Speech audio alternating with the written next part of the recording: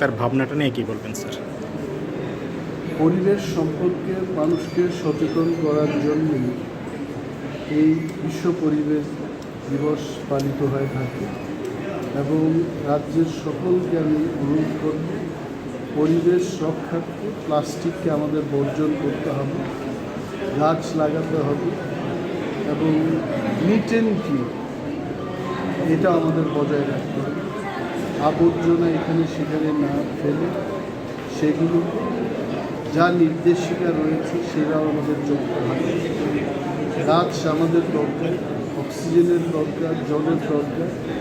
গাছ লাগাতে হবে, প্রাণ বাঁচাতে হবে, ত্রিপুরাকে সুস্থ রাখতে হবে, দেশকে রক্ষা করতে হবে, সারা বিশ্বকে সুন্দর করে রাখার দায়িত্ব আমরা সবাই যেন নিতে পারি। স্যার, প্লাস্টিকের ব্যবহারটা কমানোর জন্য দপ্তর কী ধরনের উদ্যোগ নিচ্ছে স্যার?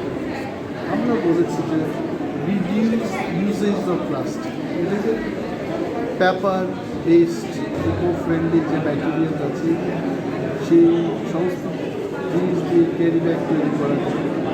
তারপর আমরা বলেছি রিসাইক্লিং, যেগুলো অলরেডি প্লাস্টিক ব্যাগ তৈরি হয়ে গেছে, রিসাইক্লিং করতে হবে।